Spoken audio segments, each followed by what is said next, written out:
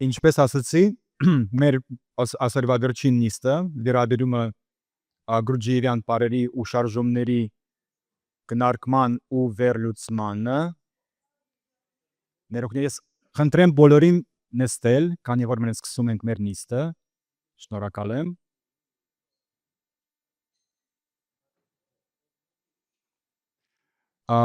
Եվ նիստի սկզբում կլսենք Գուլբենկյանի ներկայացումը հետևյալ վերնագրով կենտանի պրակտիկա Գուրջիևի պար շարժումների հետ աշխատելու մասին մտորումները։ Դրություն Գուլբենկյան ցեք։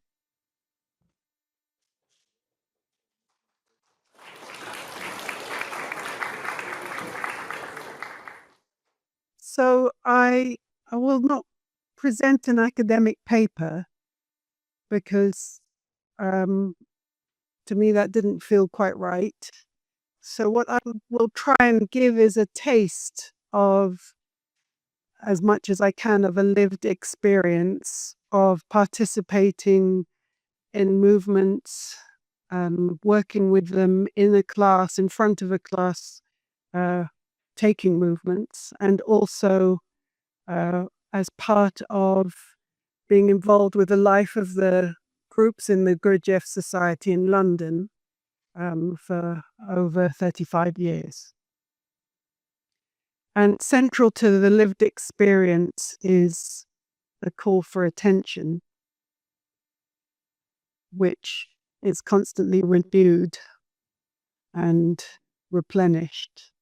So it's quite ambitious, but my aim was just to give a small taste of something of the nature of what is alive in movements for me, and also to try from my understanding. Those of you who know Beelzebub will be familiar with the terms reason of knowing and reason of understanding. So something that has become, I would say, understood in me, to try and share some of that with you. I'd like to try an experiment to begin with, just to start with. So it's an invitation if you'd like to participate. And you might need to push your chairs back a little, just so that you have room to put your hands on your lap face down.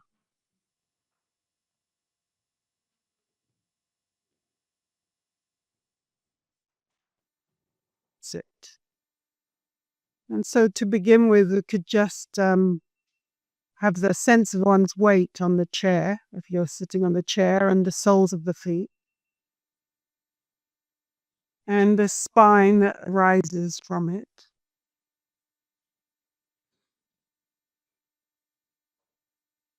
And the head on top of the spine, the arms hanging. And just finding if there are tensions, perhaps in the chest or the head or the back. So if your hands are on your lap, just want you to turn the right palm to face the sky, just resting on your lap. And now let the head, just the weight of the head, drop so that I look into my lap. And just for a moment to have a taste of this position. It's just a little exercise, a taste of being like that, one palm open, one shut, and head down. And now I turn my left palm to face the sky. And I bring my head straight. I turn my right palm down again. And the head looks up, and I really open my face and look up. A different sense of myself. The left palm turns to face my thigh, and the head comes straight. The right palm opens again, and my head turns to the right, and perhaps there's somebody there on the right, so I can see them. The left palm opens, and the head comes straight. The right palm turns down, the head goes left. Left palm down, the head comes straight. And we can just try that again with a little pulse. And I sense that we're moving together as I say the words. And I see if I can keep behind it some kind of impression of how it's received in me, these different postures. So right palm open, head down. Left palm open, head straight. Right palm down, head up. Left palm down, head straight. Right palm open, head right. Left palm open, head straight. Right palm closed, head left. Left palm closed, head straight. So we leave that. It was just an experiment. And I feel actually that I feel more present with you actually now. I can see your faces. So for me, the double aim of movements can't be separated. So this sense of working on oneself, working with others, and working with attention can't be separated from what is trying to be conveyed through the form of the movements. And what's offered to the participant or the observer is a sense of scale, or a sense of one's place in that. And maybe even a response to this very deep wish, this deep question about the reason for one's existence that perhaps we all share. So a quotation, I won't give too many quotations, but this is from Jean de Salzmann. The movements are only a part of the teaching about the possible transformation of energies in us and the sense of human life. Consciousness of movement requires total attention. That is, an attention coming from all the parts of me. My thinking, my feeling, my sensation must be together. The quality of this attention calls us to experience a whole presence. The movements are a way of living the idea of presence. And from Gurdjieff, development of moving center awakens other two. Real work from body upwards must begin with it. And then from meetings, which you will hear also in the film and may be familiar to you, I wished to create around myself conditions in which a man would be continually reminded of the sense and aim of his existence by an unavoidable friction between his conscience and the automatic manifestations of his nature. So I would take my place in the class, just to give you a taste of that. And immediately I'm asked to submit to a certain discipline. I stand behind someone, in front of someone. There are two people to either side, and I keep line with them. Anyone who's had that experience will know. And at first it seems like an external discipline, but after a while it becomes clear that it's absolutely indispensable to submit to something, that kind of authority, otherwise nothing can begin. And then one feels that one is part of a class. Already one is not just there oneself. So we might be given an exercise, perhaps just a simple march on place. And with that comes just a simple demand not to have unnecessary tension, but immediately one sees that there will be unnecessary tension. There are habits of the body that take over. But this class circumstances are like a laboratory in which that can be acknowledged, received for once. Perhaps then arms are added. That's a new demand. And perhaps something is alarmed by that lack of coordination. Something tries to defend itself, the self-image, and tries to hide. And then perhaps an exercise for the head, perhaps counting or a pattern that one has to follow. And that too might create a sense of inner panic. All of that is good material. All of that is of interest and feeds more information about me. But the class dynamic provides this sense of encouragement. I can't escape from that. And I keep trying. It becomes clear in a flash that attention is inseparable from renewal. That means trying again, relinquishing each moment what is known for what is unknown.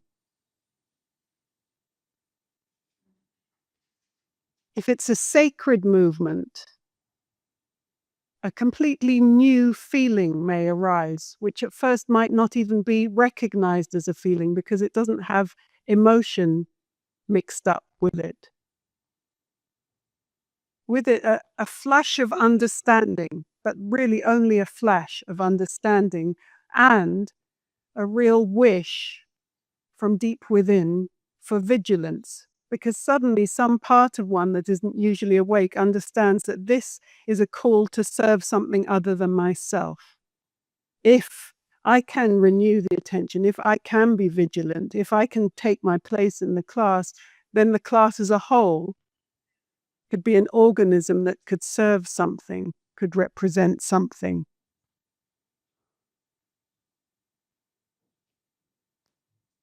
And there is a need for a form because it's a retuning to something. So if I'm trying to keep a pulse, I have to keep trying. It doesn't happen automatically. There's nothing mechanical about that. So the form is needed as something to conform to renew the attention. And over time, an actual attraction can appear to this state of being unknown, to this state of renewal, this impersonal, improvisatory state. And also an attraction to facing resistance, to facing what is mechanical in me that wants to just do, to facing what says no, to try to work with what it wants to do and to resist that. It's as if it becomes something that one expects and stands up to, something in one that finds a verticality that can face that, what pulls one away. It's like developing a muscle. And then for a moment, one may receive a real taste, one taste of real liberation from this automatic functioning self. All the usual tensions, the habitual tensions in the emotions and the feelings, the body. And that taste is so valuable, but even that can be a temptation to take it for myself. And again, that needs to be relinquished in order to renew something. But it's experienced, and it's known that it's possible. That this, what I consider me, what I call me, what seemed impossible to be free from, is possible, even for a moment. And with that, it almost goes without saying that for that moment, one does not feel separate from anything, because it puts me in touch with a living vibration that's present in everything. And so it's known that we are not separate, that nothing is separate. It can leave a trace. And I was struck when I watched the film that you'll see afterwards, again, about what Gurdjieff puts into his father's mouth as saying, as this acquiring a substance. This trace, I think, is towards acquiring this substance inside. But the question also arises, what is the living form that's needed now? What can be transmitted? In a way, the outer form is not so much in danger, because there are people who write notes and notate it. And it's the same with music. And just as with music and architecture, movements conveys a kind of knowledge that can only be expressed in that form.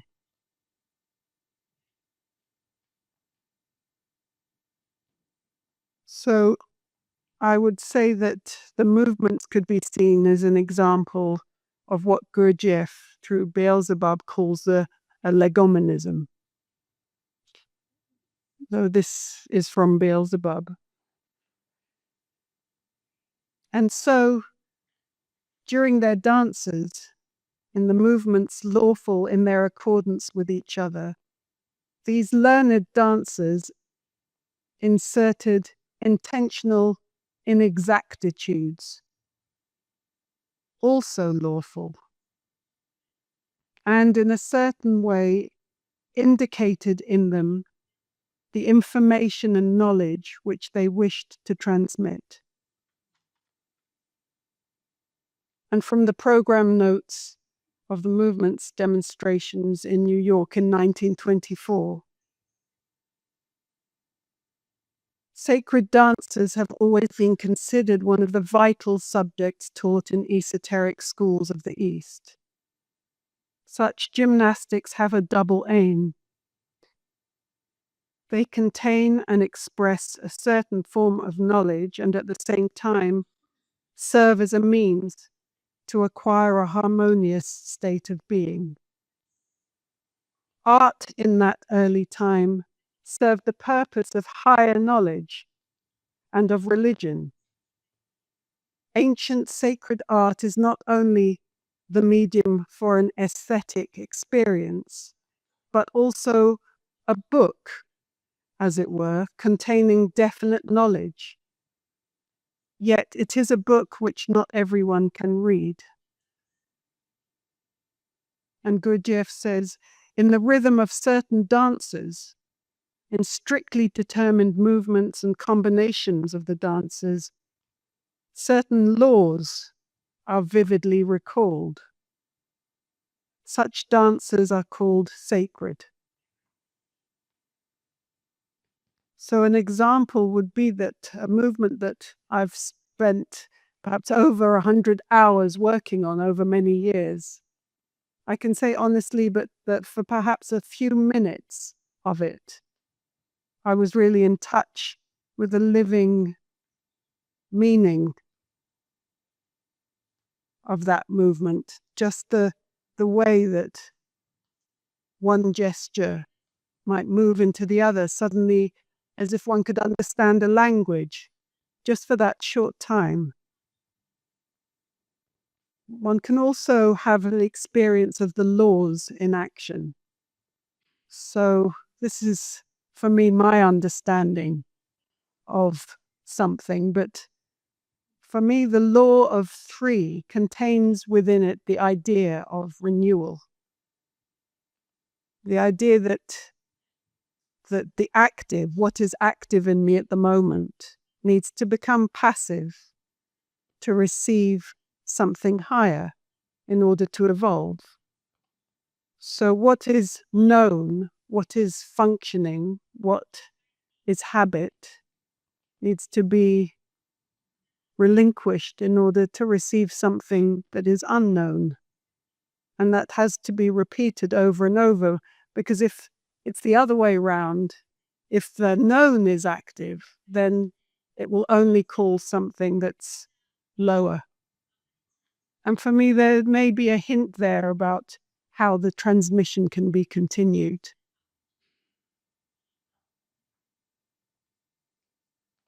After many years working with certain movements, like multiplications or enneagrams, one can have a sense of these laws in movement. In fact, Gurdjieff said that the enneagram can only really be understood through movement, through moving. And when there's a prayer like the Great Prayer, where every posture is so full of meaning, every movement between the postures, one can really have a sense of what it could be to serve.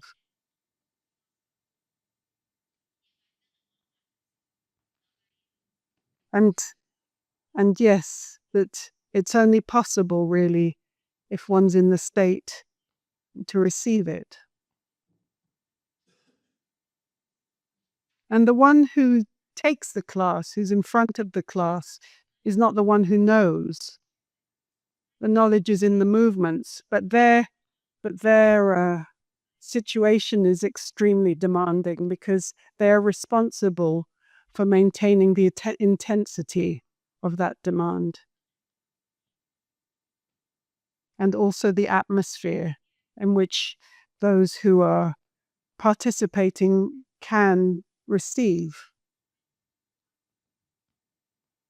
So through the intensity of this unavoidable friction brought about by certain conditions, other conditions in the teaching, of which movements is an important one, sometimes a real question could arise from within, like what is real will? What struck me, and this is the end of my talk, but what struck me in this gift of being given the chance to prepare something like this was that being challenged is a gift. And this challenge within movements to try to serve the non-personal, and it's not just in movements, but it's throughout the teaching, to try to serve what is sacred, to try to become a human being. And that's what Gurdjieff offered. And it's experienced as love. Love for another's being. To offer that gift, to have the faith that someone else can try to be. Thank you.